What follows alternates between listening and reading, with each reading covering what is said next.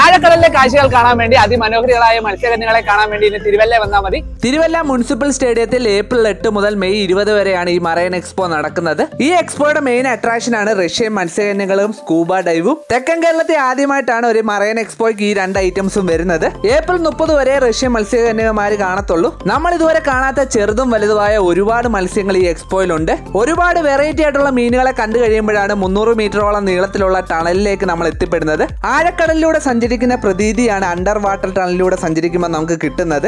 ഈ കാണുന്ന മീനെയാണ് എനിക്ക് ഏറ്റവും ഇഷ്ടപ്പെട്ടത്. ഫുൾ സെൻട്രലൈസ്ഡ് എസിക്കകത്ത് 100 കൂടുതൽ കടകൾ ഷോപ്പിങ്ങിനായിട്ട് ഇതിനകത്തുണ്ട്. ചെറുതും വലുതുമായ സാധനങ്ങൾ പല റേറ്റ് ഇവിടുന്ന് വാങ്ങാൻ സാധിക്കും. കൊല്ലത്തും ആലപ്പുഴയിലും കാണാത്ത കുറെ കാര്യങ്ങൾ ഇവർ ഇവിടെ കൊണ്ടുവന്നിട്ടുണ്ട്. പലതരത്തിലുള്ള ഹൽവകൾ ഇവിടെ ഉണ്ട്. കുതിര സവാരിയും പെറ്റ്സുമായിട്ടുള്ള ഫോട്ടോഷൂട്ടും ഒക്കെ ഇവിടെ ഉണ്ട്. എല്ലാ പെറ്റ്സിനും കൂടെ ഫോട്ടോ എടുക്കാൻ വേണ്ടി 50 രൂപ മാത്രമേ ഉള്ളൂ ഇവിടെ. 100ഓളം സ്റ്റാളുകളിൽ ഒന്നാണ് ഈ പെറ്റുമായിട്ട് ഫോട്ടോ എടുക്കുന്ന സ്റ്റാള്. ഇതെല്ലാം കഴിഞ്ഞ് അകത്തോട്ട് ചെല്ലുമ്പോൾ വിശാലമായ ഫുഡ് കോർട്ടും ഉണ്ട് ഇവിടെ. മാംഗോ മിൽക്കാണ് ഞാൻ ആദ്യം ഇവിടുന്ന് ട്രൈ ചെയ്ത് നോക്കിയത്. സ്ട്രീറ്റ് ഫുഡും നാടൻ ഫുഡുമാണ് ഞാൻ കൂടുതൽ ഇവിടെ കണ്ടത്. ചൂട് പാവ് ബജി, ചാട്ട്, മുളക് ബജി, കോളിഫ്ലവർ ബജി തുടങ്ങിയ ഐറ്റംസ് എല്ലാം ഇവിടെ ഉണ്ടായിരുന്നു. മലബാർ ഫുഡ് കോർട്ടിൽ കുറെ നാടൻ ഫുഡുകൾ ഇവിടെ കിട്ടും. 40 രൂപയ്ക്ക് ഫ്രൈഡ് മോമോസ് ഞാൻ ട്രൈ ചെയ്ത് നോക്കിയായിരുന്നു. അമ്യൂസ്മെന്റ് പാർക്കും ഗെയിംസും ഒക്കെയാണ് ഇവിടുത്തെ മറ്റൊരു അട്രാക്ഷൻ. രാവിലെ 11 തൊട്ട് രാത്രി 10 വരെയാണ് ഈ എക്സ്പോ ഉള്ളത്. പ്രവേശന ഫീസായിട്ട് വരുന്ന 100 രൂപയാണ്. എന്തുകൊണ്ടും അത് വർത്താണ് ഇവിടെ. ഈ എക്സ്പോയുടെ കുറച്ച് ടിക്കറ്റ് എന്റെ കയ്യിലുണ്ട്. ഗീവ് അവേ ആയിട്ട് വേണമെങ്കിൽ കമന്റ് ബോക്സിൽ ഒന്ന് കമന്റ് ചെയ്യുക.